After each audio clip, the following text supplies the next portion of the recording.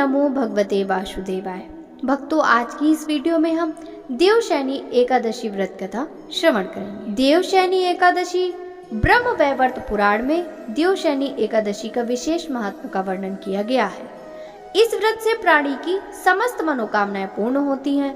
यह एकादशी आषाढ़ मास के कृष्ण पक्ष की एकादशी, जिसे योगिनी एकादशी के बाद आती है।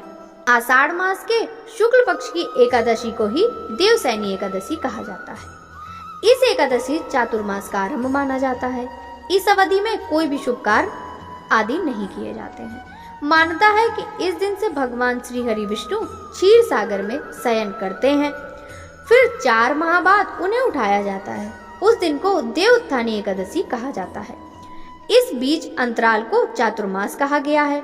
देवशयनी एकादशी को ही देवशयनी एकादशी, महा एकादशी, तोली एकादशी, हरि एकादशी, पद्मनाभा, शयनी तथा प्रबोधिनी एकादशी भी कहा जाता है। तो भक्तों, आइए देवशयनी एकादशी व्रत कथा श्रवण करते हैं। धर्मराज युधिष्ठिर ने कहा, हे केशव, आषाढ़ शुक्ल एकादशी का क्या नाम है?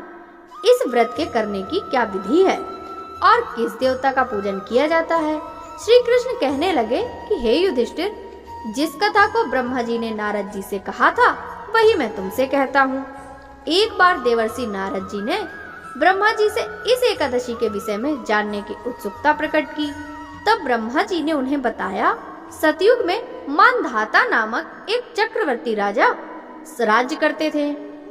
उनके राज्य में प्रजा बहुत सुखी थी, किंतु भविष्य में क्या हो जाए ये कोई नहीं जानता। अतः वे भी इस बात से अनभिज्ञ थे।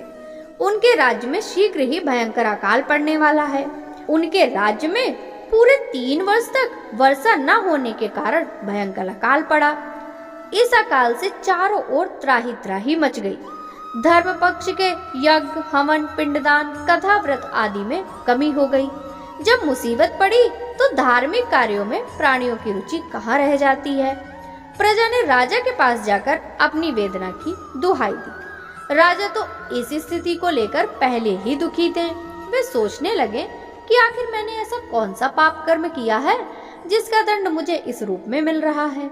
फिर इस कष्ट से मुक्ति पाने का कोई साधन करने के उद्देश्य से राजा सेना को लेकर जंगल की ओर चल दिए। वहां विचरण करते करते एक दिन वे ब्रह्मा जी के पुत्र अंगिरा ऋषि के आश्रम में पहुंचे और उन्हें साष्टांग प्रणाम। ऋषिवर ने आशीर्वचन के उपरांत कुशलता पूर्वक पूछा, फिर जंगल में विचरने व अपने आश्रम में आने का प्रयोजन जानना चाहा।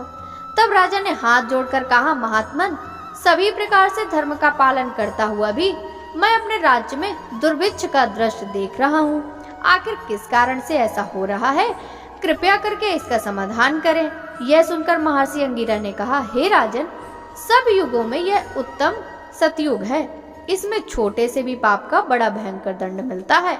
इसमें धर्म अपने चारों चरणों में व्याप्त रहता है। ब्राह्मण के अतिरिक्त किसी अन्य जाति को तप करने का अधिकार नहीं है, जबकि आपके राज्य में एक शूद्र तपस्या कर रहा है। यही कारण है कि आपके राज्य में वर्षा नहीं हो रही। जब तक वह काल को प्राप्त नहीं होगा तब तक यह दुर्भिक्ष शांत नहीं होगा।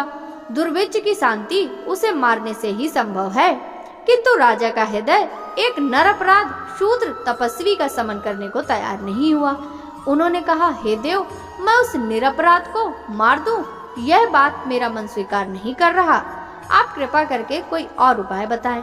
महर्षि अंगिरा ने बताया, आषाढ़ माह के शुक्ल पक्ष की एकादशी का व्रत करें। इस व्रत के प्रभाव से अवश्य ही वर्षा होगी। राजा अपने राज्य राजधानी की ओर लौट आए। चारों वर्णों सहित पद्मा एकादशी का विधि पूर्वक व्रत किया।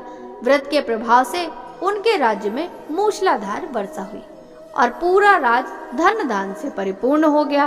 बोलिए श्री हरि विष्णु भगवान की जय, श्री कृष्ण भगवान की जय।